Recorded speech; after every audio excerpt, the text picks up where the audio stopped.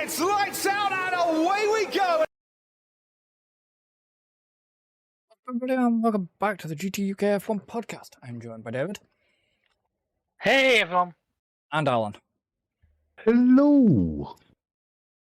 He's back, folks. We apologise. We tried to keep him out. I'll give a good man down. Yeah, it was a Chinese Grand Prix. But obviously, before that, it was it Saturday or was it Friday? It was Friday. 20th. Must have been Thursday we learned of the news. 20th of March. So, obviously... It was a Thursday because it was the day after we recorded. Yeah. So, obviously, Thursday, 20th of March, lost a bit of a legend within the sport. And unfortunately, that was Eddie Jordon. OBE, I might add. Anybody who listens to our content will know we were all quite big fans of his, talked about him a lot. And even for a rival podcaster, he was somebody we had a lot of time and respect for. And his death of cancer is a sad loss to the world, but especially the F1 community. Oh yeah, definitely. But the point is, it was prostate cancer, wasn't it? Yeah. And, it kind of hits home that, I'm going to say it, guys out there, get checked. Yeah. He made... Say so one thing he could down negotiate. Well, yeah, but it's like, he said, even on, he ran Formula for Success alongside David Coulthard. And even he said on that, he was urging people to get checked when he come out about it. I mean, yeah, like, listening to that, he seemed very upbeat. He wasn't letting it get to him. But I think towards the end, within from sort of Christmas time, I think... So his was very, very, very, very aggressive prostate cancer, which isn't nice. Cancer's not nice at the best time, no matter what it is. Correct. But I think, as I said to you both, he's the sort of person that won't let it affect him. He will still march on. He will still do what he does. Live every day to the fullest, sort of thing. Yeah, and that's what everybody would, no matter who you are, especially in the F1 community, they will tell you he lived every day to the max. Yeah, you got to think. One of probably his recent greatest achievements was the fact that he brokered the deal for Adrian Newey to be where he is now. Yeah. But you think he's one that brought in drivers like Schumacher, Brundle, I think it was Heinz Princeton, he brought the drivers in. And, oh God, there was that other guy, wasn't there? But he got jailed because he ended up using... pepper spray, and then Michael Schumacher took his place. Yeah. But everyone... And the thing is, it's... like, even when they talked about it on F1 itself, he was always sort of either like wheeling and he was always sort of... what he enjoyed doing. Well, he was wheeling and, he was wheeling and dealing. He was a big music fan. Because obviously you guys know, you guys... I sent you that video on our Facebook. Yeah, he's played drums, he's played spoons. Everything. And he'd sit in the back of the garage playing spoons, just calm himself down. Or just for fun. Yeah. Well, I sent you that thing of the chain, didn't I? Was it the chain? Yeah. Of him playing the drums. Yeah. And it was...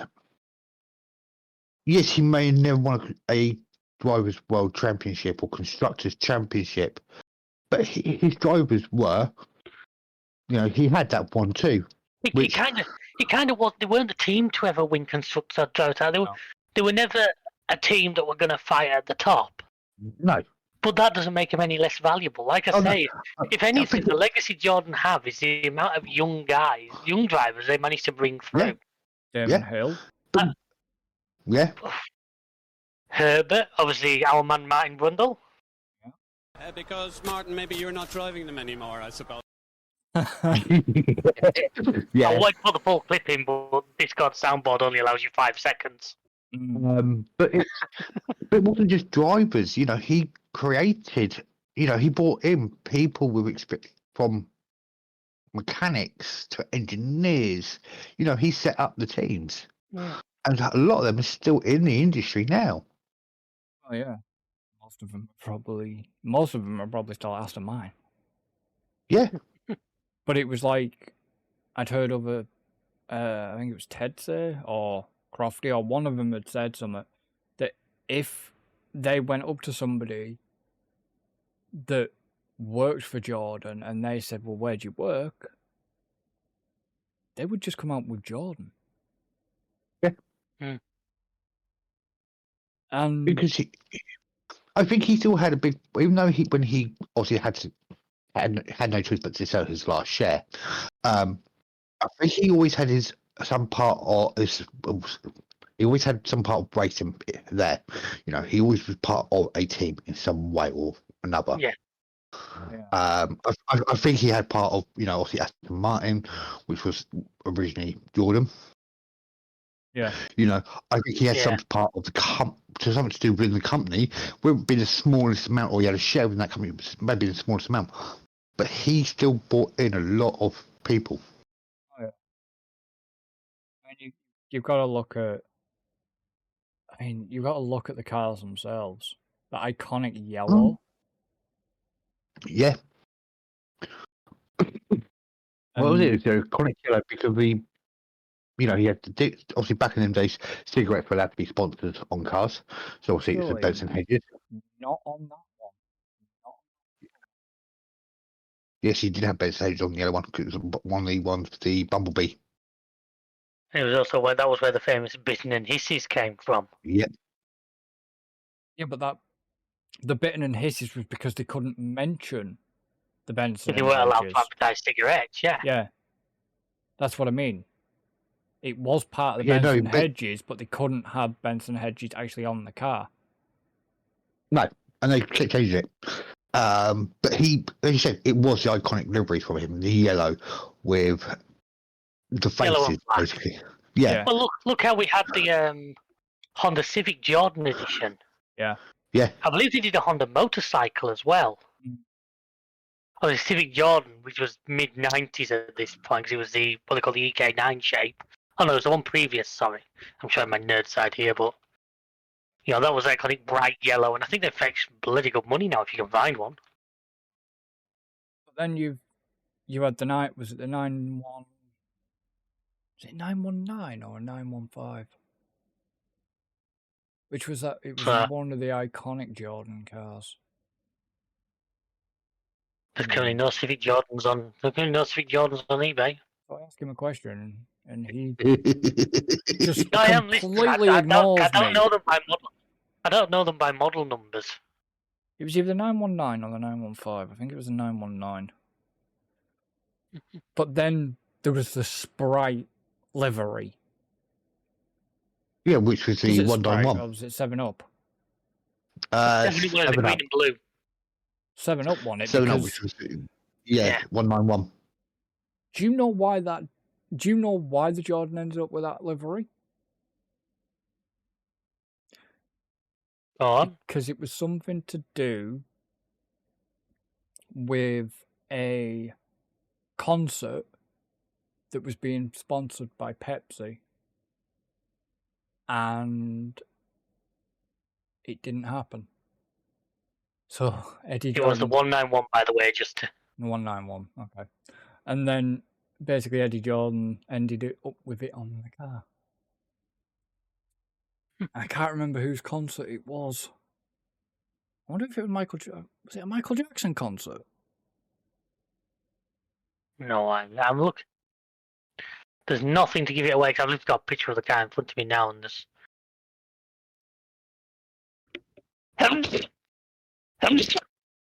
Me and Mike just sneezed there. I thought I muted my mic. No, we had you. This button not. My mute button not working. Don't forget, there's been updates. So you've got to sort out. You've got to You've got to take the button off and then redo the button. Okay. Anyway, but yeah, I'm looking at a picture of the car now, and there's nothing jumping out. I mean, it's got. I wanted to agree with because it's got Ireland on it, so I wonder if you managed to get sponsorship of Irish government or something. The Irish Shamrock. I think it was one of the banks over there, which he used to work for. Bank of Ireland or something. Yeah, makes sense. Because obviously, before he was in the car industry for racing industry beforehand back in the 70s, and then he was a bank teller. Oh yeah. And then obviously he wanted to get back into motorsport. He knew he wasn't going to make it into Formula One as a driver, but he wanted something, and obviously back then it was the F3 he's got back into to start off with before he jumped straight into F1.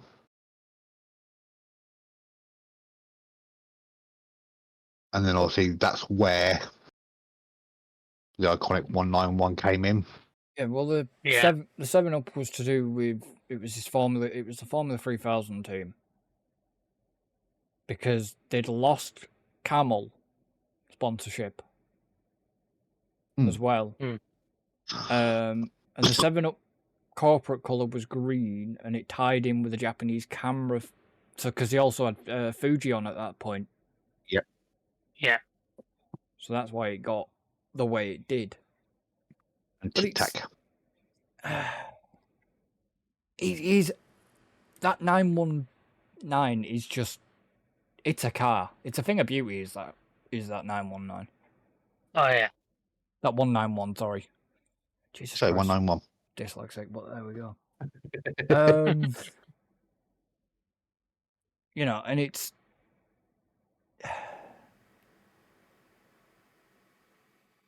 he built himself a legacy. Yeah, that was it. It was Gashaw. Yeah, Gashaw. Season was curtailed by a 2-month prison sentence for CS Gas CS Gas a taxi driver. Yeah. But yeah. No, as he said in the podcast, it wasn't because of that. He ended up in prison because he used Eddie Jordan's lawyers. Yeah. And then after starting off wanting to get him out, they realised how good Michael Schumacher was and then didn't want him to come out anymore. And Schumacher was clutched into Benetton, and the rest, as they say, is history. He did the one race for Eddie Jordan and then went to Benetton, you know. And well, he did. But he didn't go. He got poached by Benetton. Yeah. You know, but if Jordan hadn't brought Schumacher in, would we have seen Schumacher? I think he would have got to F1. Maybe things would have been different, and we wouldn't have as many titles under his belt or something. I mean, I don't like the what if game in any stretch of the imagination because you can play it to the ninth degree. But I mean, you've got to say. Well, I guess the conclusion here is the mark he left on F1, the mark he left on the history of the sport, probably can't be overestimated. No. And the world is almost certainly a worse place without him in it. Yeah. He'd have been the type of guy you would have loved to have sat in a bar with and just had a drink Ireland with. Drinking Guinness. The amount of stories he probably would tell you. Yeah. Oh yeah. You know, and he obviously brought F1 into Ireland, really.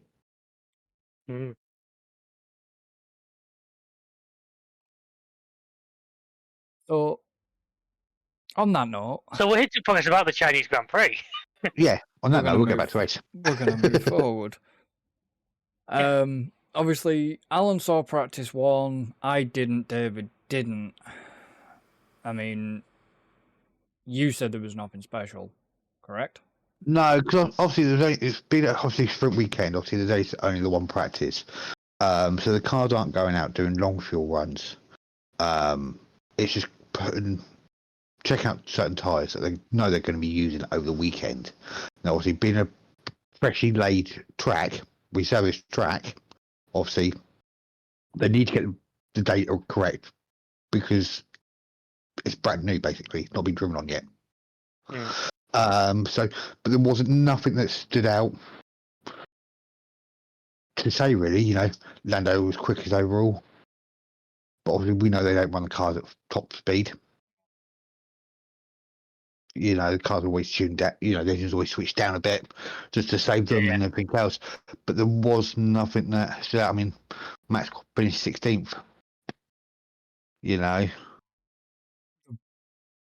For all you know, cars that lower down have prioritised doing longer runs, more fuel, get that data. yeah. When you got to meet, I know, personally, if I was in that situation, I'd be the one who right at the end would just throw some softs on, bugger all fuel, just for the sake of saying, well, I'm fastest. Well, I think a few of them used, you know, they were using going between the softs and mediums. They were trying to. You know, The problem was none of them used the hards, which was no. But that's the thing, like, you couldn't really use the hard in a 1 hour session. You're not going to get the full data you want. Whereas they know with obviously the main two that they would obviously be using would be softs for qualifying and mediums for the race. they had to obviously then they had. Yeah, but that didn't happen, did it? They had to keep We'll get to that. so many sets back because of sprint qualifying. Yeah. Because you have to do medium, medium, soft. Yes. I get why, but I don't know. But yeah, moving on to sprint quali. You saw sprint quali, David, yes? I saw sprint quali, yeah. Not a lot plainly stood out to me other than the continued... The Ferrari's quick. And the continued struggles of Liam Lawson. I mean, I was going to bring this up later. Ironically, news reports have kind of almost said, but how many races do we reckon Lawson actually has? I'm thinking of opening a book. I think originally he came in. I don't know where I seen it. It was during pre-season. That he actually only had 3 races to prove himself. Basically, by Japan, he's done. Then. Well, let's be honest. You say that unless he goes out and wins Japan 30 seconds clear of the rest of the grid. See, the thing is, that going to really outdo the first 2 race results? The thing is, though, he should do well at Japan because he knows Japan. The reports are, he knows Japan very, very well. I just... The problem is, I just don't want them to turn around and go, right, Yuki, get in the car, because it'll fuck Yuki's career up. I mean, you don't want Yuki thrown under that bus. Yuki could prove me wrong,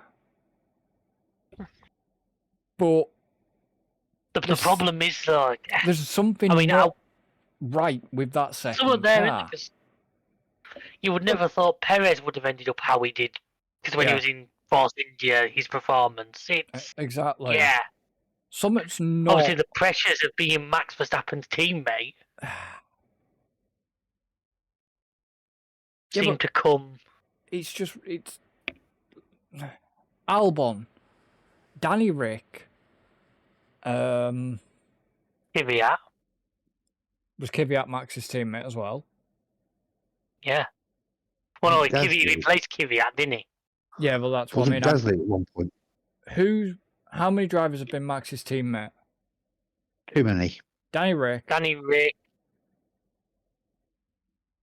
Albon. No, I think Danny Rick saw off Webber, didn't he? I don't think Webber ever was. No. So Danny Rick was Albon. Was it Gasly? I don't think so. It was Danny Rick Albon, then Perez, now He's had Lawson. 5. So there's Lawson, Danny, from Who was his 2016 teammate? He was in Force India, wasn't he? Who was his Yeah. teammate at Force India? Maybe that's who you're thinking of. No. There's been 5 drivers for Red. It's been his Red Bull teammate. There's been Danny Ricciardo, 2016 to 2018. Pierre Gasly in 2019. Albon. Okay, I stand corrected. Well done, Alan. Albon in 2019 to 2020, and then Perez from 2021 to 2024. So he's had 5. Now, if nobody could stand up to Max, I can't say that because Perez has had some brilliant things against Max. So, is it the driver? I don't know. I don't think so. I think it's the car. Well, yeah. I honestly think there's something going second, on. That with second that. car's never been the same as the number 1 car. Yeah. It was proven last year when, even the year before, Checo turned around and said, there's something wrong with the car. And they turned around and said, well, there can't be nothing wrong with the car. Max is doing well in it. Why aren't you?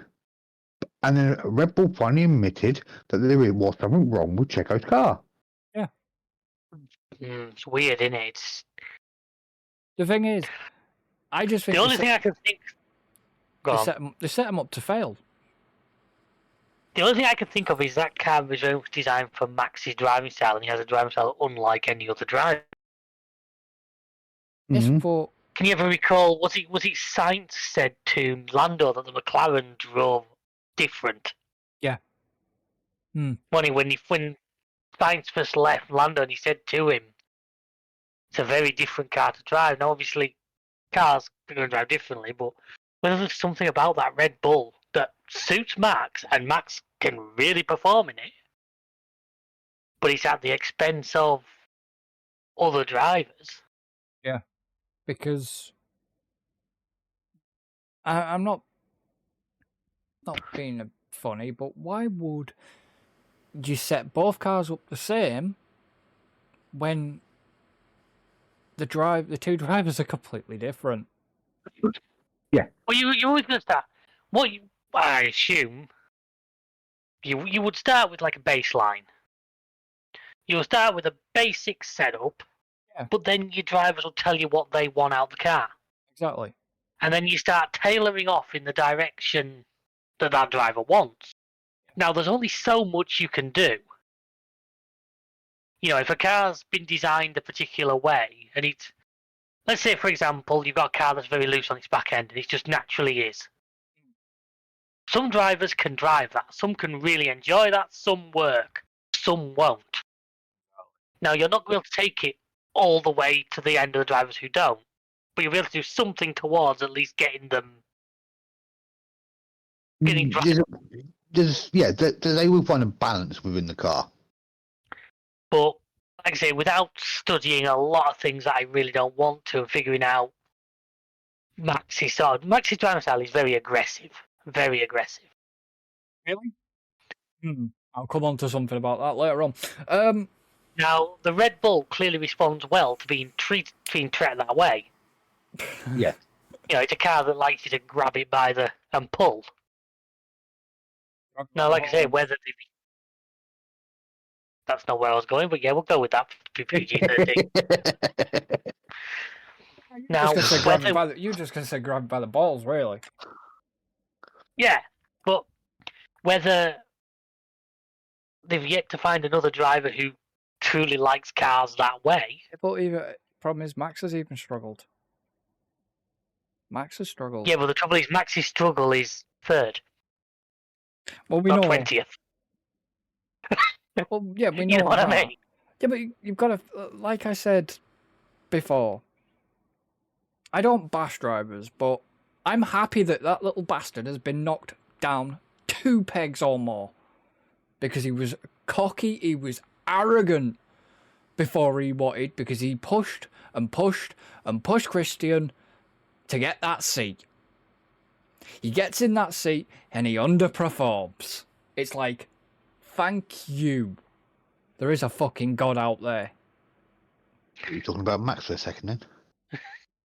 No, but it's true. He pushed Liam pushed Christian for that seat.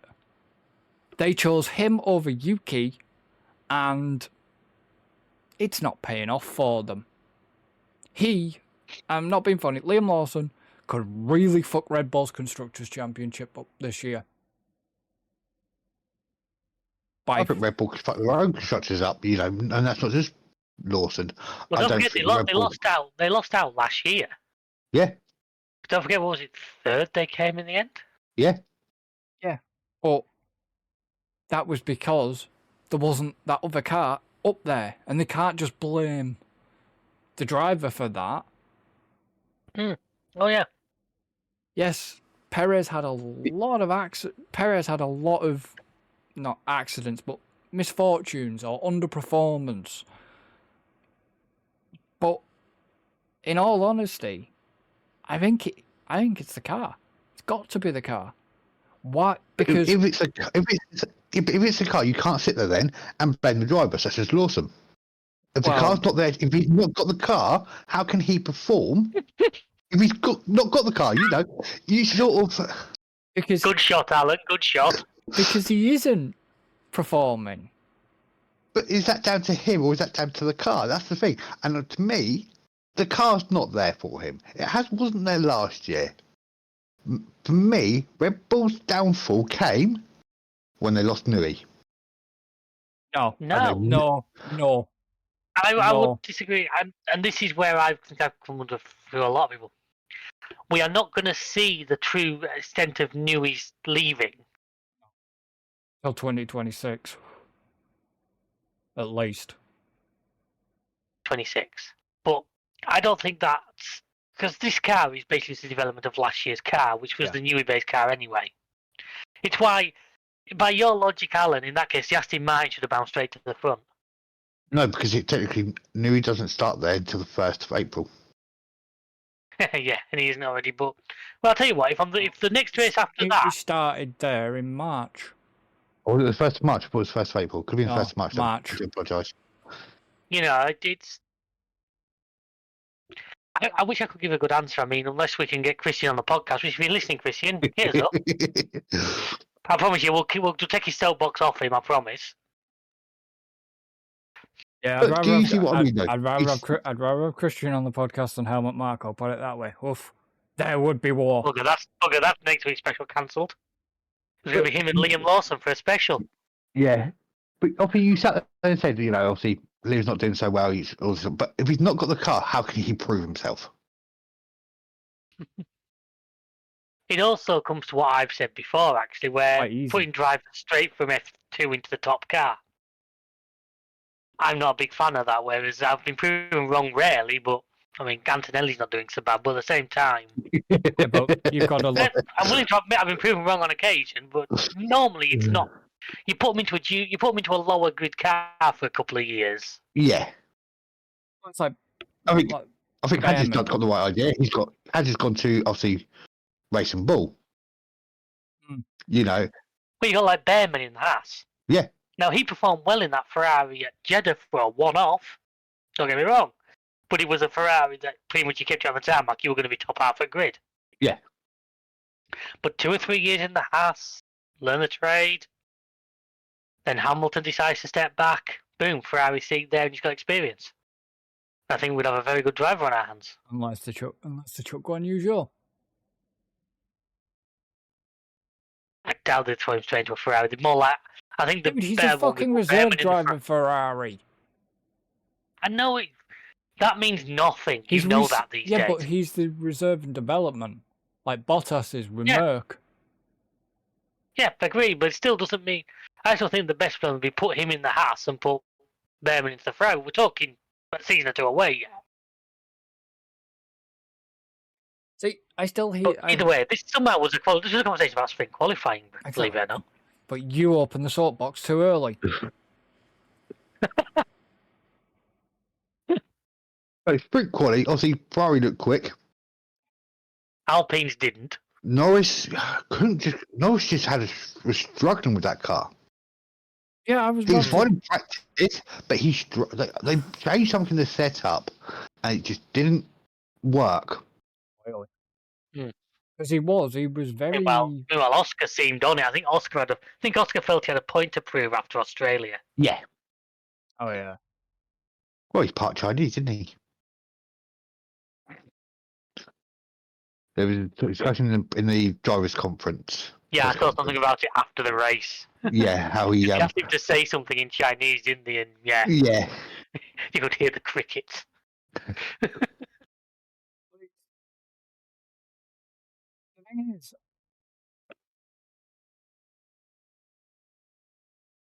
Alpine made a good choice as well, right now. Well, doing out-qualified Gasly.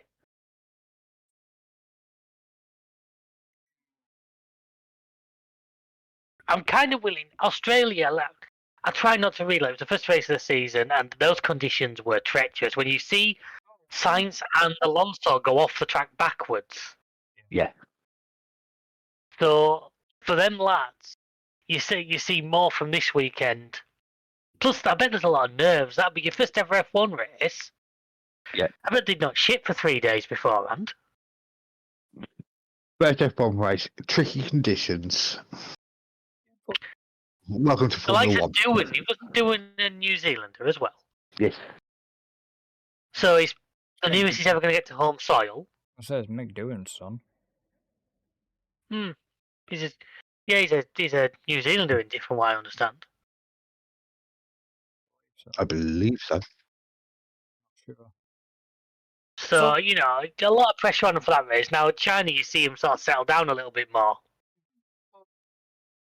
Oh no, he's an Australian apparently. Well, he's an Aussie, fair enough. So that was his home, technically his home Grand Prix. Yeah, well, for some reason I meant it was New Zealander, which would have meant it was Oh, that's Lawson. basically his home Grand Prix. Yeah, I I was going to say, it's actually Lawson, yeah. I could say Lawson's the Kiwi. Oh, right, okay, fair enough. Lawson's the bad. Kiwi, Doohan's another Aussie. They've got like 2 Aussies on the grid right. now. Could have been 3 if they'd Right. kept Danny Rick. We'll see him back next year. We're driving a Cadillac. Why am I just picturing the Cadillac to be 3 times bigger than all the other cars on the grid? Just I mean, Yuki had a point to prove. Clearly. yeah. Yuki had some Yuki's always had a form of point to prove. He's always had a point to prove, though, you know. He's one of the shortest F1 drivers. And they stick him at the back of a grid photo shoot, you know. In front of George Russell, who's one of the tallest F1 drivers, you know. Kind of defeats the object, really. The fucking T-pose over there. Never going to live that one down, is he? Brilliant. Ironically, my Facebook memories came up. It must have been a year ago today. Must have been the Australian Grand Prix last year.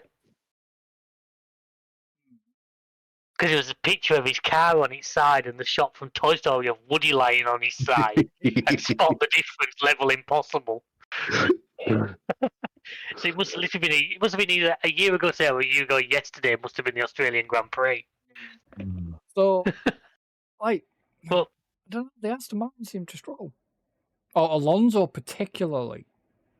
I say, well, that's a month, because as much as we hate him, Yeah, don't Stroll even... actually did better I know. than Yeah. Alonso, even sprint qualifying. You know, he out-qualified him. yeah. Strong performance from Kimi, got himself up into 7th. Yeah.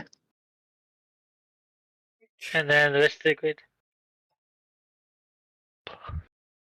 I think One that's not really been spoken about much is Russell. He's But actually... they said that, but so far this year, Again. Russell's sort of been the silent protagonist. Yeah. He's Well, chugging away solidly. the I mean, I thing know is- we're all avoiding talking about Hamilton, which I'm quite enjoying, but the thing is, Russell... We'll get to that. Russell has a point to prove. He does have a point to prove because he wants to lead that team. But the problem is, it's the same with Lando as well. there's just little mistakes creeping in. Yeah. Russell's had a history of that, though. We've Still. talked about that before. Oh, we know. But I just think Antonelli is... I don't know what type of... I don't know what sort of point Antonelli is trying to make right now. But... Is he trying to take the... I think he's just showing that he can, drive with the best of them. Well... Which, yeah. I'm not being funny, he's not doing a bad job. Oh, I know he's not doing a bad job. He's definitely not doing a bad job. I mean, considering when he first appeared at Monza in the Mercedes and binned it, yeah. Yeah, I don't think he's going to win a race this season. I'll be honest, but he'll have that mid-table. He'll finish in the mid-range, but yeah. If the dice fell his way, if him and George were in a decent position, and the dice fell their way, I reckon Merck would, depending on George's position within the Drivers' Championship at that point, probably push Kimi to get a win. Yeah. Mm-hmm. But obviously we then got onto the sprint race. And then, you had Max in second, and then out of nowhere, you had Hamilton on pole. But considering Leclerc was fourth, Leclerc seemed to... I don't know if Leclerc's struggling or if there's some sort of...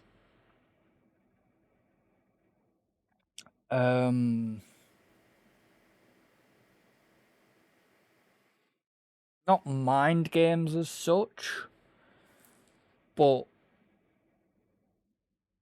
has Hamilton joining Ferrari, has it bugged not bugged Leclerc as such, but put a bit of pressure on Leclerc to perform. I think it would be with any team that somebody like Hamilton actually joins, Mm. Whether it's Ferrari, Williams, McLaren, but I think there's always that, pressure of, you're driving up against a 7-time world champion. He's been in this sport long enough now to know what he's doing. So there's always going to be that. Yeah, every driver struggles at some point. Oh yeah. So yeah, there's always going to have that little pressure to start off with that your teammate is somebody like Hamilton. Telling that to Russell. That's the thing. Look at the difference. Look when Russell joined Mercedes. He was not sitting back against Hamilton. Mm-hmm. It just feels that way with Leclerc at times, that he's sitting back against him.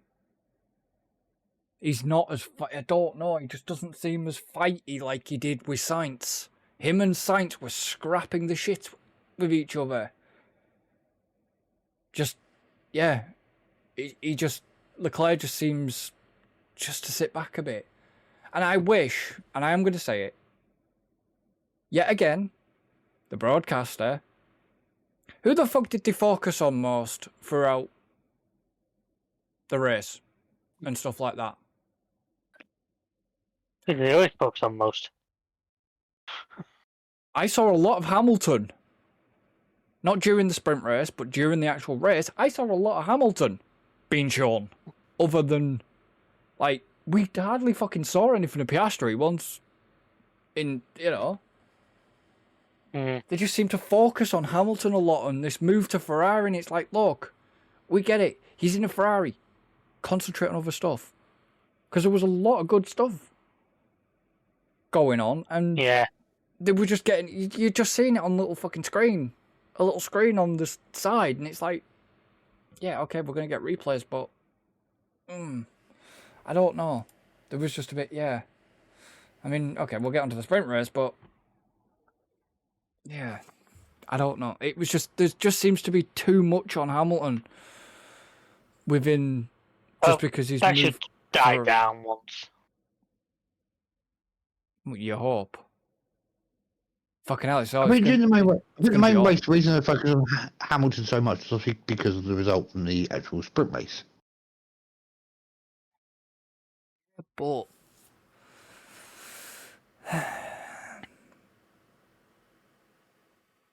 I just found the sprint more exciting than the actual race, to be honest. I was gonna say, yeah, it really was, wasn't it? The sprint. I've told you, in my ideal F1 world, every weekend to be a sprint weekend. I love it when the engineers don't get enough time to fully practice. I mean, unfortunately for Doohan, he didn't. He unfortunately didn't have a good sprint race because he ended up getting that penalty, didn't he? 10-second penalty. Yeah, 10-second post-race time penalty for causing a collision. Which I do wonder, how the hell did Lawson not get a penalty for his so-called overtake? He did a couple of them. Yeah, and that's. I think Diddy Crofty put it. Was he trying to overtake him or wear his car? And Yeah. This Because it was like something me and Alan would do, yeah. It was a bit of, there's getting your elbows out and there's overstepping your elbows that out. He went in up to the shoulder. Well, that's what I mean. There was, that wasn't. I think if Max had done something like that Lawson did, I think he'd have been looked at for it. Oh, I think any driver does something like that, and it's been proven. It was on something like that, then you gonna get penalised, and it did happen with Doohan. But it was shot on replays. I just don't understand why it wasn't picked up by race control or anything. Or was it picked up by race control, but it didn't? It ended up getting no further action. I think it was no I think further you saw action. it noted, but I don't think I actually saw anything more come of it than that. I just don't understand how he got away with that. I don't. If that, like I said, if that had been Max or any other driver, they'd have been in a little bit of trouble for it. Don't understand why he got away with it. I mean, Lando was lucky in the race. He could have finished a lot lower down than what he did. We're going about the race or the sprint race? Sprint race. Yeah. He just seemed to struggle, didn't he? Just didn't seem to be able to fire the tyres up. I don't know, he got mugged. I just feel like he got mugged. No, I mean, he made that mistake on the first lap. Which was his own fault. Yeah, and I think that put him on the back foot, being in the middle of the pack, where we know the car's stronger than that. It sort of put him on a back foot. And he was sat behind Stroll for so long.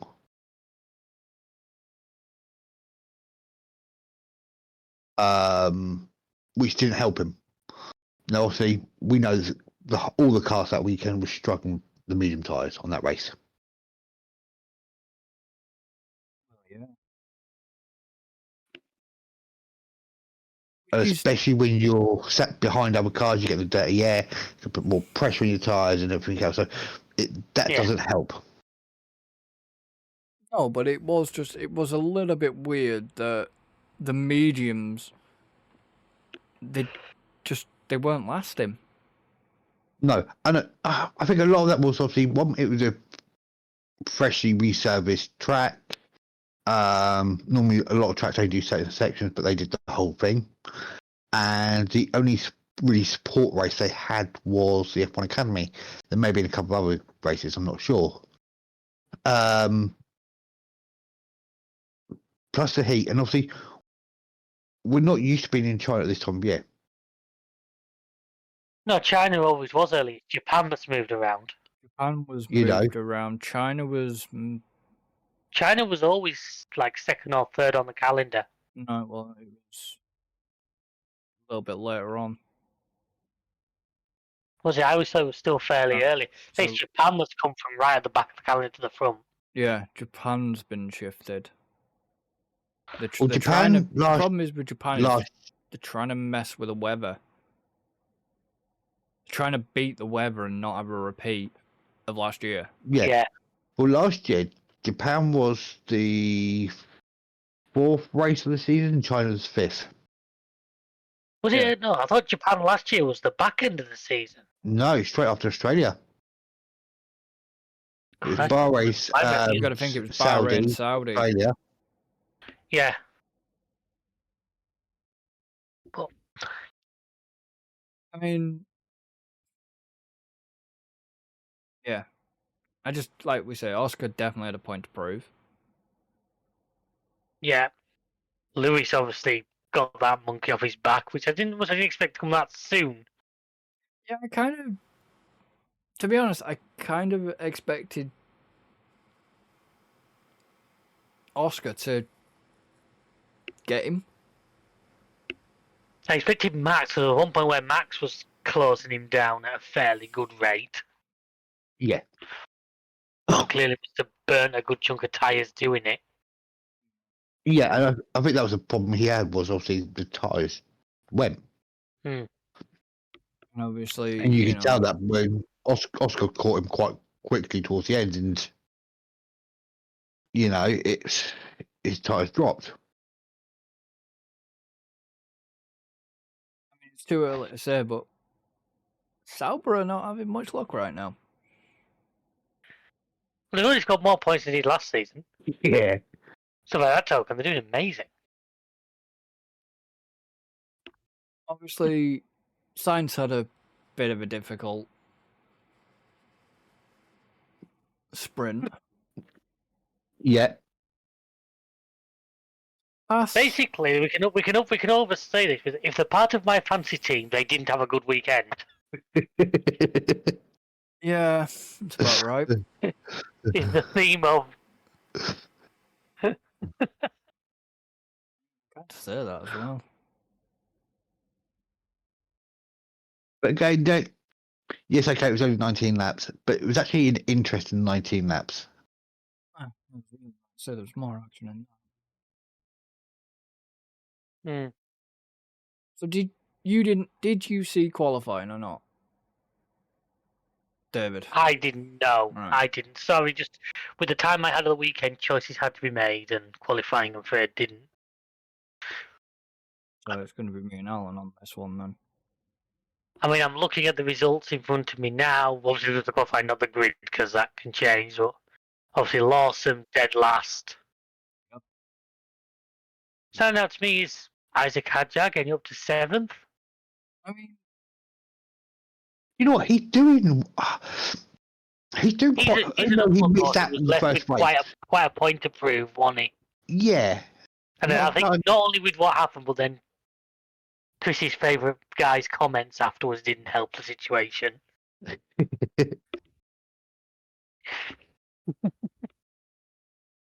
Hang on, did somebody left a Minecraft villager in? then where was what I mean? Where was Ferrari? 5th and 6th, mate. I've got the sheet in front of me. Yes,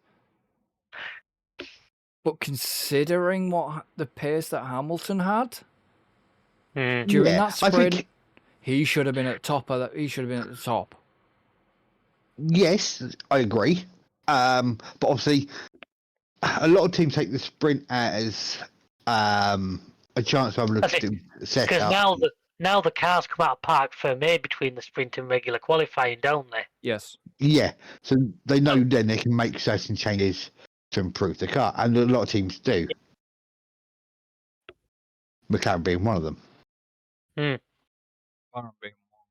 Mercedes maybe, but yeah, no, Ferrari sort of slipped back.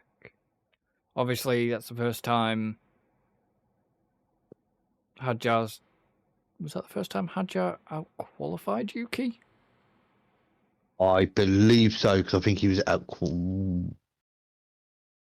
Let's have a quick check. Have a look. Australia qualifying. Yeah, because Australia He had, was I think, Hangzhou was 11th. 11th. So yes. Technically, discounting sprint qualifying, it's 1-1 between them then. Yeah. Within qualifying. And, you know, what was going on with Sainz and the Williams? Mm. I don't think the car was there for him. While Albon's performing, Sainz Yeah. is really struggling to settle in now. Maybe it'll come. I hope it'll come through in time. But he seems to be struggling to settle down into that car. Yeah. Because the thing is, you know, you saw like even in Australia, in the practice, one of the practice sessions in Australia, he topped the timesheets. Now,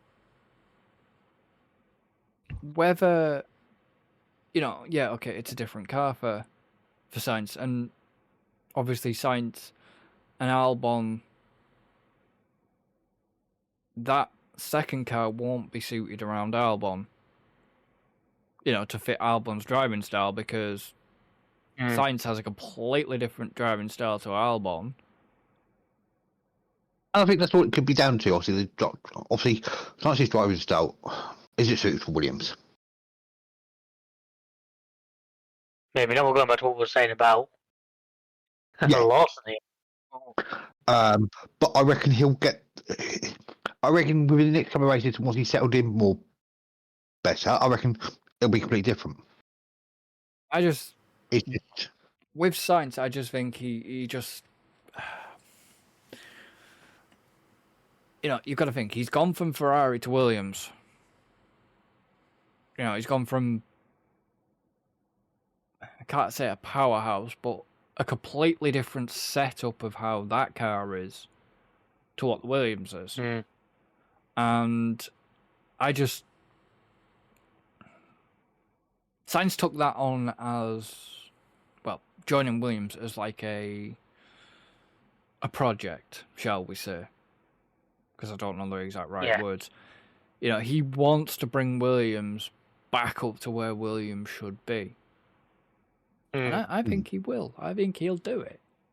It's not going to be, you know, it's not going to be a quick, right, 5 races and Williams are now scrapping at the top with the leaders. But give it, you know, use this season as to get his feet in, you know, to get used to everything, how everything operates and all that lot. But then the regs and everything are changing in 2026 anyways, and that's where the real work will begin. Oh, yeah. I think. Yeah. I just, as much as I'm going to say it, Stroll needs to go. Aston Martin needs somebody else alongside Alonso. They can't keep trying to push Lance as a number 1 driver, because he's fucking not. But he's performing best than Alonso at the moment, and that's... Yes, but Australia wasn't Alonso's fault. Really? Well, it kind of was. He threw it at the wall. Oh, yeah, but... The sprint racer. You know... Stroll finished higher than Alonso. Yes, but maybe... Only by 1 position, yeah, but... Was there a bit of play involved in that? Because they were both out of the points, but was it because maybe Stroll was a bit quicker, they swapped him? Well, no, Stroll was always ahead of Alonso throughout the whole race. Throughout the whole sprint race, Sainz was ahead of him. Who? Stroll, was ahead of Alonso all the time. And, you know, because he was fighting Norris most of the race.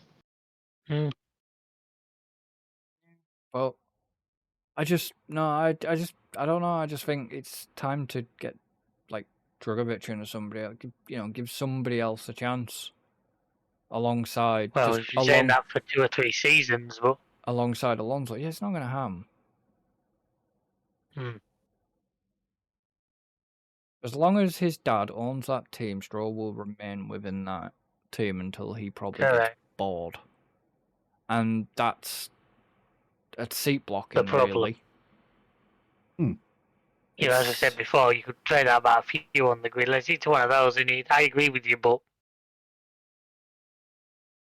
but if you've noticed, there's a lot more rookies come through. Oh yeah, there was a chance for another rookie to come through in Aston Martin, but that's not going to happen because who would they replace? They would get rid of Alonso. And Alonso, I'm not saying it's the right action, but it would be Alonso. Well, we know it'd be Alonso going, but it shouldn't have to be that way. You know what I mean? It shouldn't just have to be because he is the son of the team's owner that he gets that seat. If there's somebody there to prove the worth, shouldn't get rid of... if Alonso was up scoring podiums again and all this lot, really, getting in the results, yeah, fine, keep Alonso. If Stroll was underperforming, you'd be looking elsewhere. But none of the advisors would dare probably speak up to Lawrence Stroll and say, look, Stroll is Lance is underperforming. I think it's time we switch him out. Because I bet you he can't do it, but I bet you he would say that, he would use the job against him. Can't do it by law. Can't do that. But that's my fear. That's my feeling that he would do that because somebody has spoken up about him.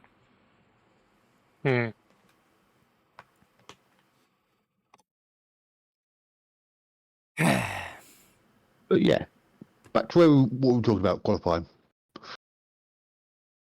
Kind of a point I had to make, though. But yeah, like we said, Gasly had a shocker. Yeah. But is that Alpine, just continuing on from last season? I think they finished strong compared to where they started last season. Yeah, but they've gone downhill again. Literally gone downhill. The only way is up, though. Yeah, the only way is up. You want to bet? or out the door, Because I really do wonder what Briatore is really thinking right now. I do wonder. Actually, no, I don't. Why the hell did I come back to this shite? Yeah. Probably. With more of an Italian accent. I'm not going to do it because I will be deeply offensive. More just a mumble like he does. What about me or Briatore at this point? Briatore. Both. Thank you, Alan. You're welcome. I wasn't going to be insulting, but there we go. I was being honest. Why were you not going to be insulting? Who are you and what have you done with Chris? Why should I change?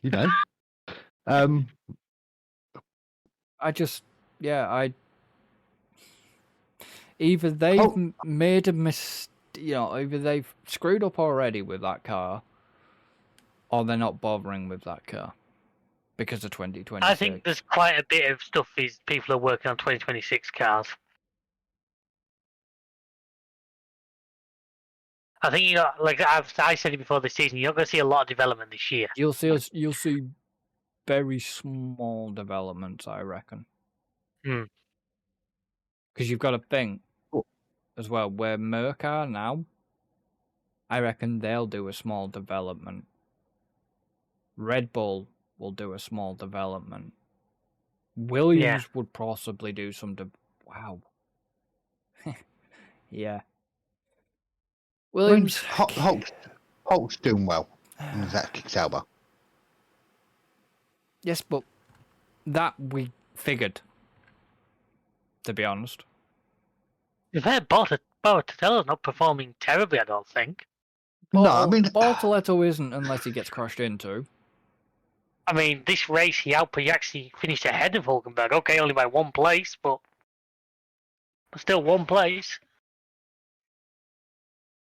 But overall, qualifying was just, yeah, you saw a lot of teams had done changes because, like I say, Ferrari's pace was just didn't seem there. Merc, yeah. McLaren definitely. Max, well, he's just trying his best at this point at the moment. You know, fair play to Hadjar and Antonelli. And, you know, Yuki. I mean, that'd have been a little bit bitter pill for Yuki to swallow, being out-qualified by Hadjar, but I don't think it'd faze Yuki too much. Probably being beat by Antonelli, then maybe, but... And the fact he's finishing ahead of Lawson pretty reliably, he's probably feeling pretty good, though. Yeah, I bet.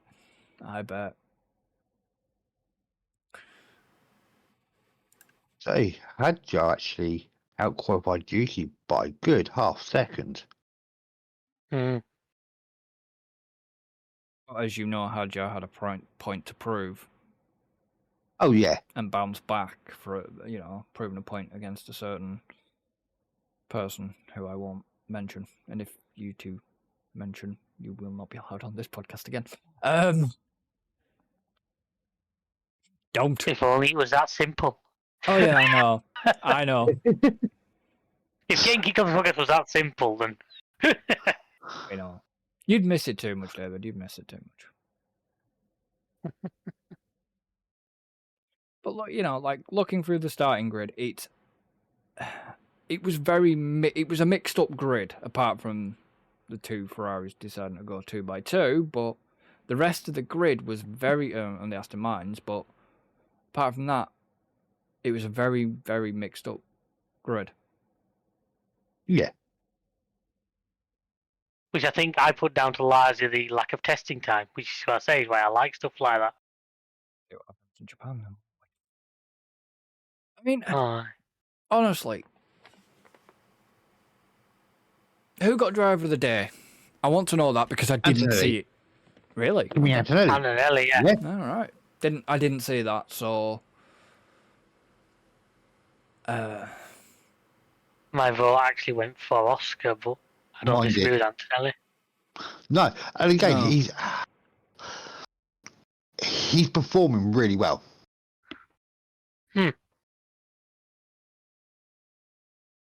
I don't think you can't take that off him.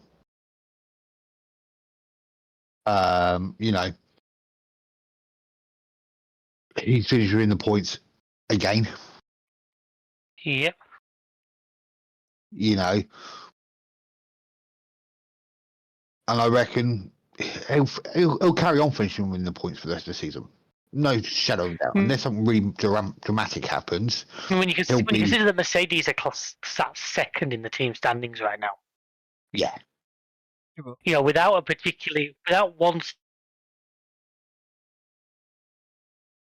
consistency. So, well, the fact that Merck currently, without one standout good result, they've not had a win, they've not really had a top result, yet they're there, say, second in the championship. Yeah.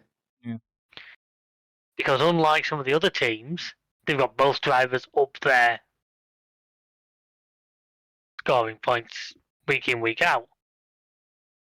They were, you know, obviously we can't really, McLaren. Alpine yet to score. Well, McLaren, obviously, Australia. Oof. That could have been interesting if that had gone wrong. But One thing I noticed, actually, I never noticed during the race, is that Doohan got a timed 10-second penalty for the driver off the track. So he got one in the sprint and in the race. I'd be surprised if that doesn't get the FIA's attention. Yeah. You know, because he got a penalty in the sprint for causing a collision, then a penalty in the race for forcing a driver off the track. How did he force off then? I can't remember. I think it was either Lawson? Bortoletto or Lawson. It I was think there was one. an It instance was between even. Yeah, that's what I'm thinking. Was it between one of them two?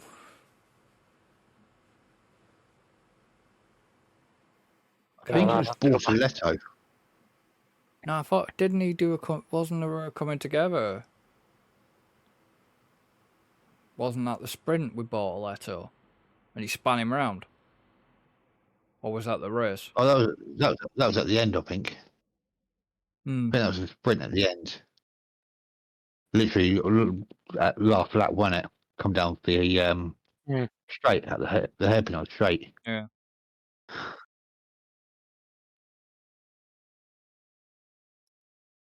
So a lot of the rookies. I'm not even classing Ollie Behrman as a rookie, if I'm honest. A lot. But you can say that about Lawson. Is he a rookie because he's actually driven in F1? Mm.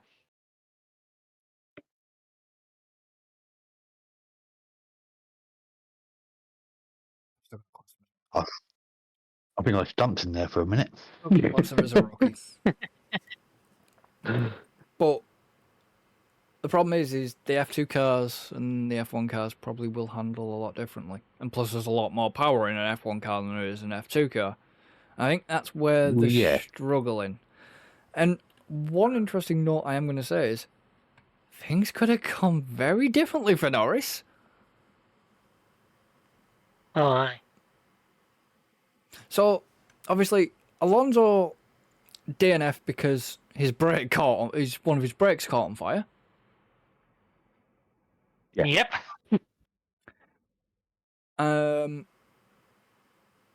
Leclerc's car was underweight, even though he'd probably fixed the front end plate that he was driving around with. Well, they didn't fix it though, did they? Yeah, but I think No, at the end of the race, they're allowed to put on a matching part for the weight purposes. Yeah, they are.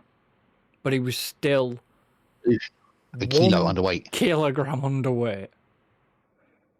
Yeah, that's where the tolerances are. You know, you can't say, oh, well, it's only a kilo, we'll let him off, because then where do you draw that line? Yeah, they just needed to add more water. Damn it, I've taken that soundbite out to put the Eddie Jordan one in. You bugger. Obviously, Gasly. Was also Gasly underweight or was his plank? Underweight. Okay. But Hamilton. Was he underweight or was his plank? Take that one out of context, ladies and gentlemen. Hamilton's was the plank. Was plank wear. Yeah. I didn't. Let's add that to the words of wisdom. Oh, I took the other one out. Yeah. Okay, fair enough. And Hamilton was for wear on the skid blocks. Yeah, the plank. So many comments I could follow that with, but I'm not going to. Plank. Yeah. But yeah, where was the Saubers? Nowhere really. Apart from a bad I don't know. What the hell was their decision with Yuki? You mean the Racing Bulls, not the Saubers at this point? No, but the Saubers were nowhere. But what was the decision with Yuki? I said. What the hell was You said that? what was their decision with Yuki, implying that you were thinking the Saubers did something to it. No. What was the team's decision about Yuki? That screwed him. I think it's just a case of trying something different. I think a lot of teams that did obviously because the race was obviously either going to be a 1-stop or 2-stop. They weren't sure. And I think those that did two-stop actually made it worse for themselves.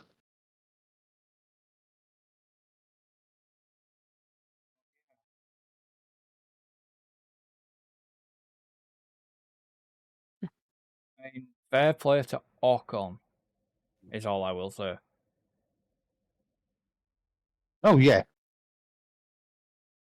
I mean, okay, yeah, he outdid Ollie, but It's a good performance for Haas, you know. It's got to be that's always what I taken mean. as a. Yeah. I mean, not both in- Haas is in the points. Yeah. Both Williams in the points. Oh, well, one with a point, and but it wouldn't have been if The disqualifications hadn't taken place. yeah. But that's one of those you can't. You got to take the Uh-huh. result as a result. You can't say No, I know, well, I know. it's only because of qualifications. As I always say, the scorecard doesn't say how you got there. Because obviously, I mean, they did. what? I don't know if you noticed it during the early stages of the race, was the fact that Oscar had to slow down. So Lando catch up so that way they could use both cars together. Well, probably to give him DRS to try and keep him away from Max and all that. It was to try and keep Yeah. him away, but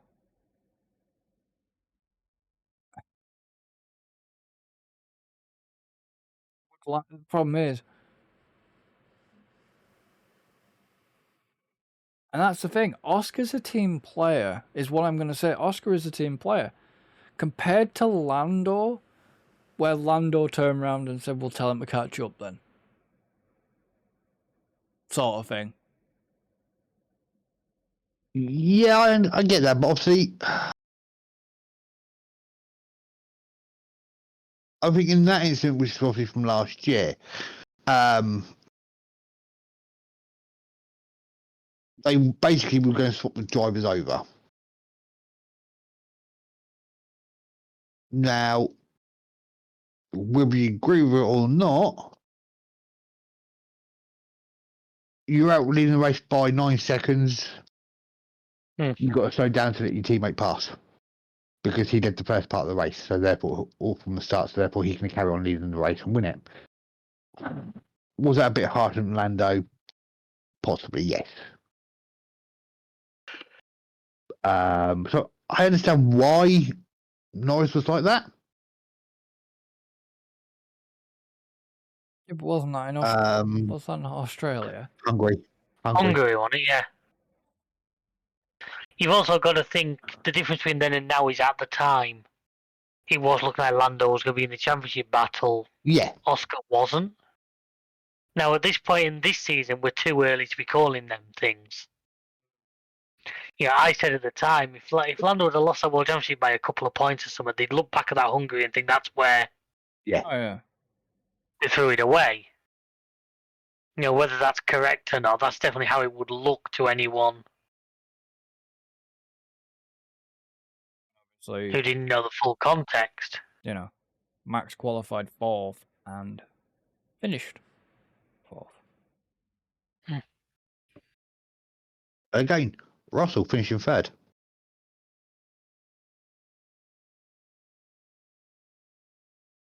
But that was... I still say there was a bit of strategy. So you did, yeah, but you didn't hear much about Russell during the race. But he didn't last week. No. I said Russell's been sort of just silent in the middle of the pack. That's sort of been his. And even Martin Tyrone said, he's there, but we're not talking about him. And, you know, if in a way, it's wrong because they're not talking about him. You know, he's there. He's doing well. He's doing exactly what he needs to do. Yeah. He's just not making a massive song and dance about it. Like I say, if Mercedes keep on the way they're going, they could be an outside sort of championship threat. Yeah. Are you on about drivers or are you on about constructors? Both. Well, both, really, yeah. I mean, Well, Russell, from what I recall, Russell's a it point. has been happening. Russell's a point behind Max at this moment in time.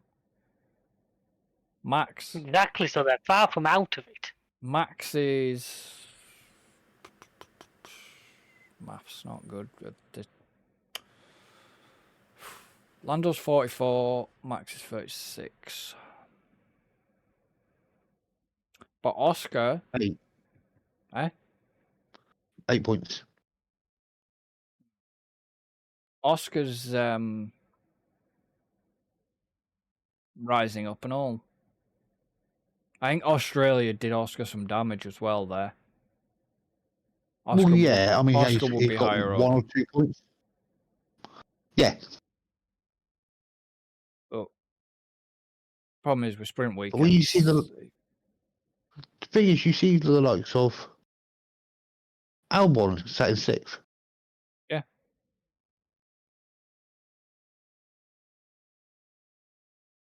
You know, and it's even Ollie has got 4 points. Sainz has got a point to his name. Yep. But it's, I don't know, the if you notice, we're not talking much about the race because the race wasn't good. Yeah. There was nothing much, you know. Maybe it's not slightly jaded by the fact that Australia was the excitement. It was that this was a bump back down to earth. Yeah. Like I said, the sprint race was more exciting than the race. Yeah.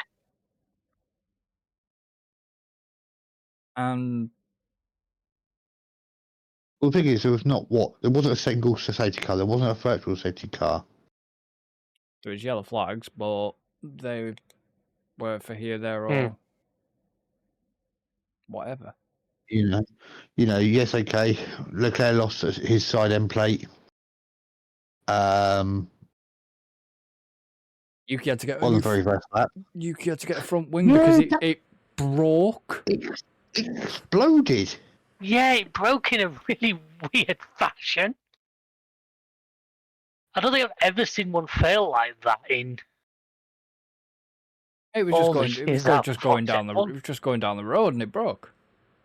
Oh, so he just literally come onto the start straight. I think it was. Yeah, but it broke. It's sort of like because it dropped from the middle, but was still attached at the end, wasn't it? Yeah. Because when they took it off the car is when it actually fell apart. Well, they fully. struggled to get the wing off, and they ended up snapping that bit off, didn't they? Or No, I think it fell off. Whatever. I think it fell off as it hit the ring, but it's sort of like, yeah, I've never seen one fail like. I mean, that's going to go onto YouTube compilations along with that time that was it Toro Rosso's brake disc exploded, wasn't it? Oh, was that Buemi? Both front tires literally just went poof. Yeah, the brake drums just exploded. It's going to be up there with that. Yeah. Which it was, there was no contact. There was nothing there. Everything you can say was it going over the curbs. Yeah. That's caused the vibration from the curbs has caused it to weaken and it split that way. That's the only thing you could say. But it's still weird because those cars are used to going over curves and the vibration but yeah. Well, for all we know, there could have been like a bit of stone or rock kicked up at it that just weakened it or something. Obviously too small for us to see on camera, but yeah. Oh, yeah, but they, like I said, it just seemed a weird way to. It was definitely rather unusual. And Alpine need to score, otherwise already they're gonna have a long way to catch up.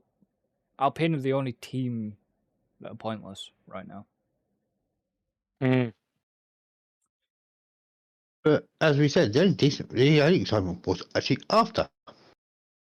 Yeah, actually, there was one other thing, and that was Ollie Berman when he overtook Lawson. Chow. Yeah. Oh, he was chowing quite a few of them with Behrman. He did it a couple of times to drivers when he was overtaken. It was that chow, and even he doesn't know where that came from. It was just heat at the moment. Just a piss take. It got people's attention. Oh yeah. But yeah, as we were saying, the only exciting bit was actually after the race when 3 cars were disqualified. I'm surprised I'm surprised he's not spitting his fucking dummy out here, though. Hey, me. Who? Yeah. Same thing happened to him in You're a Hamilton Austin. fan. The rules are rules. Funny Yeah. that, though, isn't it? I thought What? never. No, but it's funny because didn't Leclerc get disqualified in Austin as well? Yeah, but I think at that point both cars were for the same reason, weren't they? Yeah. This was just pure bad luck that both Ferraris got DQ'd for totally different reasons. Yeah, so obviously Leclerc and Gasly, their car, after they took the weight, so when they put that front wing back on Charles's car, Yeah, it was his car was 799. weighed again. It was 800.5 kilos. Once they took out the fuel, which they have to take out, Later. yep, his car was 799. Oh, so they have to be 800 for those that don't know. And the same The with minimum Gasly, when they took out Gasly's fuel, his was also 799. Which you've got to wonder, the fact that they both did the same amount was just a miscalculation by somebody in the team. Some teams were under fuel. Some No, teams, pretty much every F1 under fuels. Yeah. yeah, but they bank on But they safety cars. usually expect a couple of safety cars or at least a VSC. Yeah, they bank on. You're only hoping for that to happen to bring you back into line, which it didn't. Now, obviously, the drivers can lift and coast and have to save fuel. Now, obviously, both cars made the end of the race, so they clearly didn't run out of fuel. Now, maybe there was something else. Maybe they lost another fluid. Maybe Leclerc drank too much of his drinks bowl. And obviously Hamilton's was down to the rear plank again. Which, that's a settle. That's a ride height issue. Yeah. First, the car's been set too low. Yeah. But even when you saw it, it didn't look like it was like in Austin. Going back last year, you could tell that car had been Going back, can you remember the Mercs? The Mercs in Australia. sparking like Kimmy's car bollocks. looked to be running seriously low. They were running. Kimmy's car was because you could see the thing at the front was glowing, starting to get hot, and it's just like Yeah, I think it was what Hamilton's rearward skid wear was found to be 0.5 millimeter below the limit, which is nothing really. It doesn't sound much, but under technical regulations, In the world of F1, that's the minor amounts are big differences. Oh yeah. or in the world of the FIA. And like I everything. say, you've kind of got to have a zero tolerance. You can't say, "Oh, well, it's only a we little know bit. We'll that. let them off." Yeah. Because like I say, you draw that. By the time you know it, you're letting everything through. You can sit and say, well, you let that car through for that way, or for that size, but we're less than them, but you're doing us, and it's just, you can't.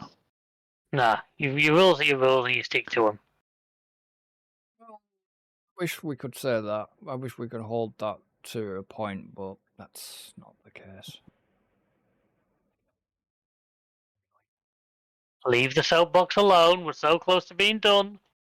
All right, I have one question for you both here before we finish and go on to other bits.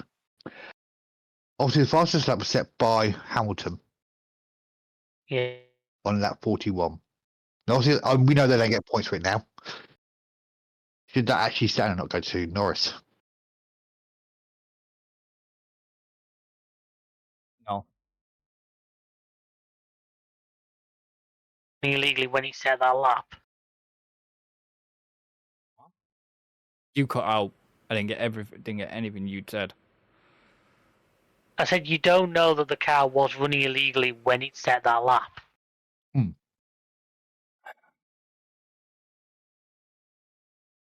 Yeah, but there's no I point. personally, yeah, the lap was.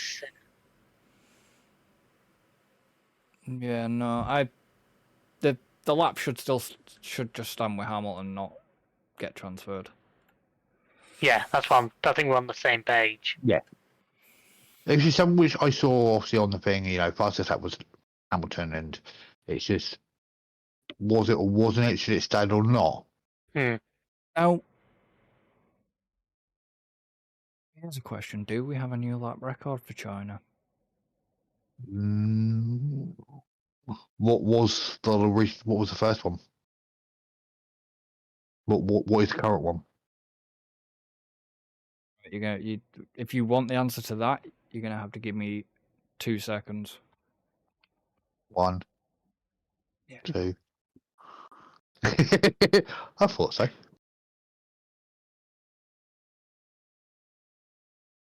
I think in the sprint, it was deemed that record was set by Hamilton. The sprint qualifying was set as a record, new lap second record. But don't hold me on that.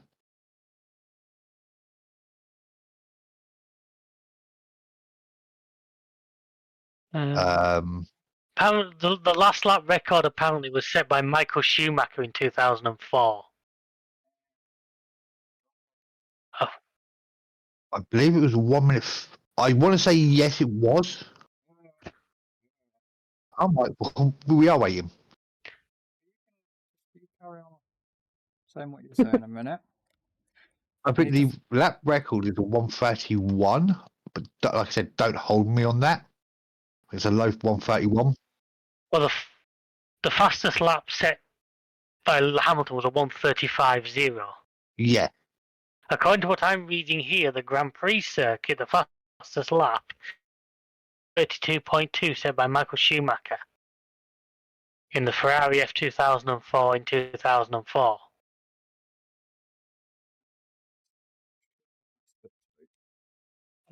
Yes, I've got me book. Christ. Got me book. I've got Wikipedia.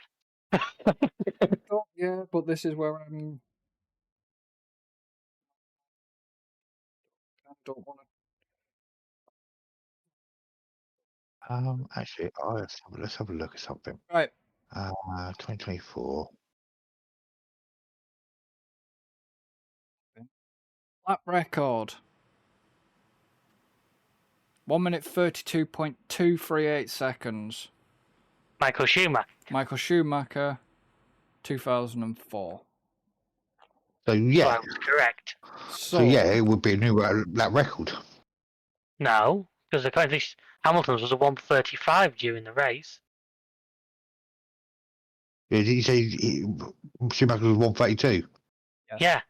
So yeah, so it is a new lap record. It's quicker. How is 1:35 quicker than 1:32? I thought he's done 1:30. According to the F1 site, his fastest lap on lap 41 was a 1:35.0. Now, are they classing the sprint, one of the sprint laps, as a new lap record? Yeah. I mean, the qualifying times, but I don't think we're 1:30. But obviously, they don't class that. That's not a race lap.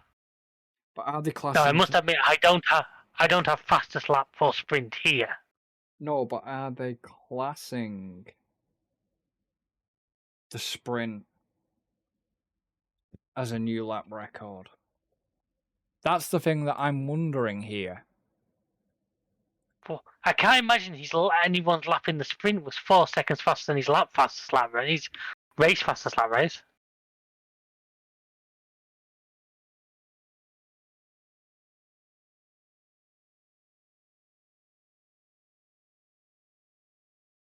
You know, if the best you can manage in a race was a 1:35, I can't imagine being a lot faster than that during the sprint. Yeah, it was 1:35.069.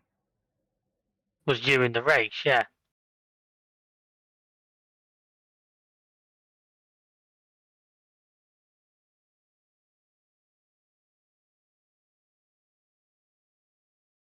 Just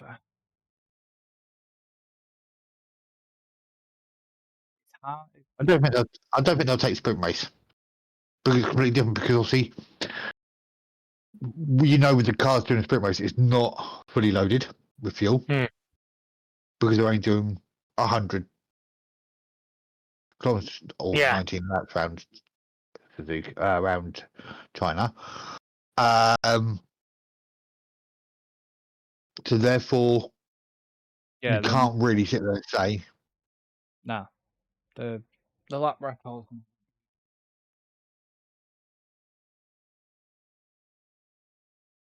No, certainly everything I had to hand here said it hadn't been. so yeah. We're going on to the fun part now. Now let's leave that one. We'll leave. Probably keep quiet because he's probably already looked at this. So you're right. I'm looking at it now.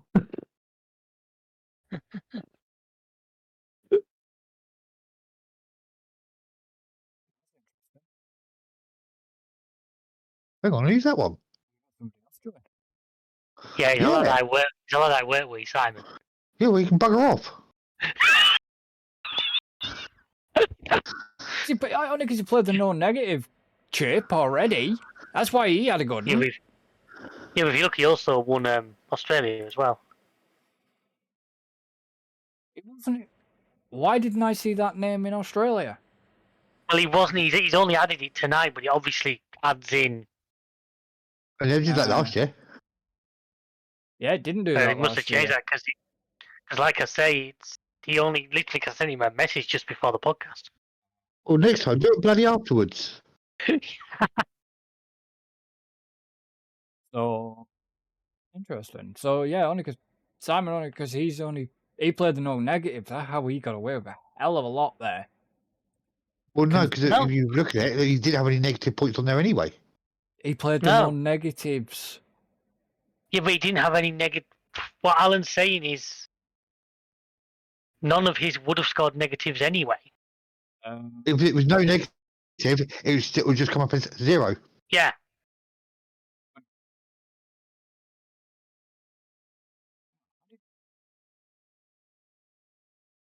Well, no, I'm confused. Doesn't take a lot. Oh, no, that's right. We'll go back to that one. Excuse me, Doohan would have got him negatives. No, he got -4 from the sprint, but he got 5 and 8 together. So he got the full 11 points instead of getting. I want to know. So he's got Hadjar. Unless because I know negative, it's worked out different. So he's got Hadjar for 15 points. No, I've got Hadjar with 11 points. It says 11 on my screen. Oh no, yeah, because you haven't taken the 4 negative points off. Yeah, this is what I mean. That's exactly what I meant. Yeah, but what he's saying is, none of his drivers had negative numbers. You know, there's no zeros there.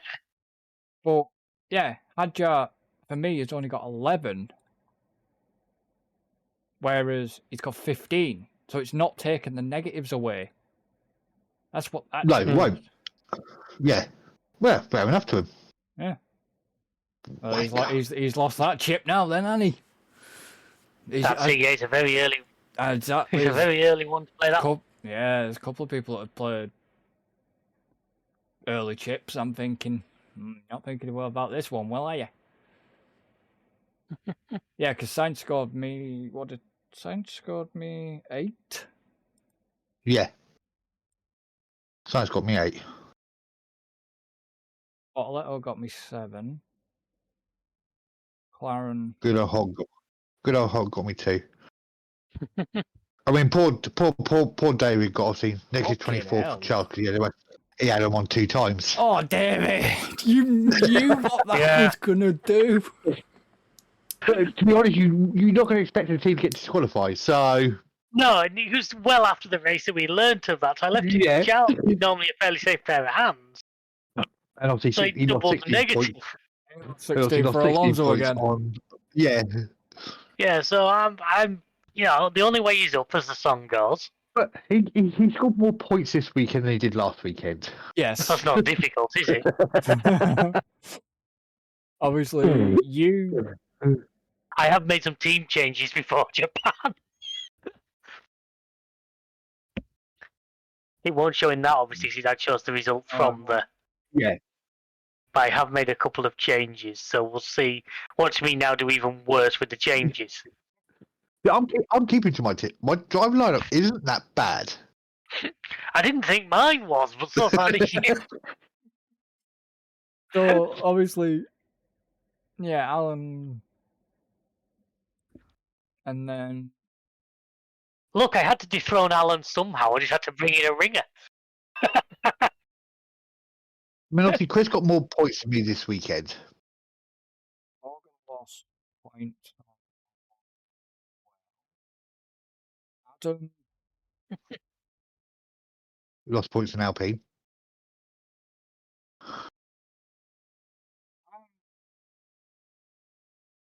Angela lost points on Hamilton, but only 1 point. Mine lost points to Hamilton and Cal. Lotto. then What? so He won sprint race. all right, yeah, he So got those points stand. minus 20 on that. Yeah, no. I was gonna say, and then Ryan Lost points on Hamilton and Alonso. and then David lost Leclerc. On everything. David lost double points on Leclerc. Yeah, mine's the old joke. I backed a horse at 10-1. It came in at 3:15. Yeah. It's funny because you look at David for Leclerc. David and Leclerc here, it's like, yeah, Australia, he had 12 points, but for China, he's minus 12. 24. Literally role reversal. So And it's one of then, those. It is what it is. We're not done yet. I mean, I'm Well, you can tell your mate, I'm happy with sitting third overall Yeah. at this I'm point. now second. David, you've David's got to lost. struggle at this point. You're going to have to be pulling something clever to start catching a little bit. I know we're early in the season, but where people are Look, over 200 I did points. pull something clever and knocked Alan off the top spot, didn't I? Yeah, you did actually. You did say we're not going to I let pulled him. something clever. You did let say him we're not win. going. Yeah, you did say we're not going to let him get beat. Let him win. I didn't specify that I had to beat him. So 27 what I did was point bring in some difference. outside assistance. 27-point difference. Yeah. Still in the season. It I could don't all. care. I was doing really well at the top. It could all go terribly wrong. Oh, it could all turn around yet. It Well, is what it I like mean, I look at say- last season how Ryan hunted me down and I just held him off. Yeah. But Ryan's currently. So, sat in we'll sixth. see. Apparently, Well, Ryan and Logan swapped places this race because Yeah, they did Yeah. because he got better. There's 10-point difference overall between them. So I think Ryan will claw that back. I wonder if Ryan is going to make some changes a little bit.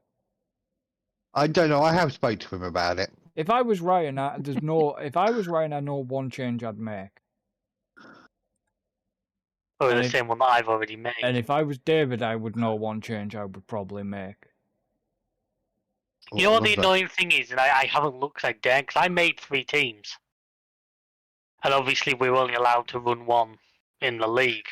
I haven't looked if my other 2 teams are both doing better than the one that I'm putting up in the league.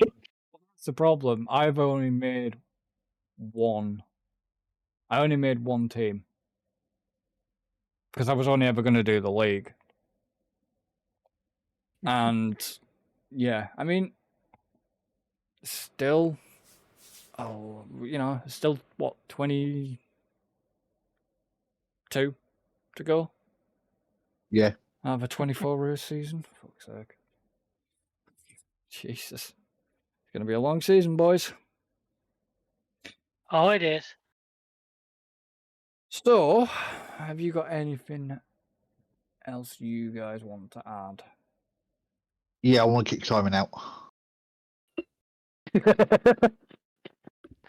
I'll pass on my regards to him. If Simon does listen to this podcast, David, I do apologise. Well, I am only joking. Um, Hey, Dave knows that. so, I have nothing to add. Like, Okay. there seemed to be a bit of a duller race after the highlight that was Australia, yeah. Yeah. and say the newly surfaced track seemed to perform recoverable. But we'll see. We're very early days. I mean, McLaren looks strong. McLaren sort of made a redemption for what happened in Australia, I feel. Oscar did more like. But Right. yeah, we'll So- see. Roll on Japan. Obviously, Japan on 4th of April, practice 1, 3:30 in the morning till 4:30. Practice 2 is 7 No, Kynell's chance. 7 a.m. UK time till 8. And then practice 3 on the 5th of April at 3:30 in the morning till 4:30. Qualifying at 7 till 8 on the 5th. And the race is on the 6th at 6 a.m. Roll on the decent times. Jeez. So, as you know, guys, obviously, episodes are out on Wednesday. Obviously, thank you to Alan and David for joining. You're welcome as always. Been a pleasure. Obviously, don't forget to come across to the YouTube channel. Link is above. And we shall see you, the one till after Japan. Unless there's some breaking news that Lawson's getting kicked out of Red Bull, and then I might put a bonus, little bit of a bonus between them. We'll soon see. It'll just be him going, woohoo! Yeah, quite possibly. But yeah. So we shall see you for the next one. So until then. Adios, amigos. Because, Martin, maybe you're not driving them anymore, I suppose. Goodbye, folks. Goodbye for now.